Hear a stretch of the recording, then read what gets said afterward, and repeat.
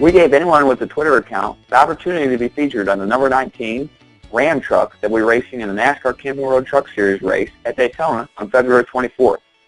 To enter, fans had to follow me, Brad Keselowski, on my Twitter account, @Keselowski, and my two sponsors, @Reese Tow Power and @Cooper Standard. Fans had to tweet back the answer to my question of where I'll finish in Daytona. We picked thousands of winners and featured all of them on the back of my truck.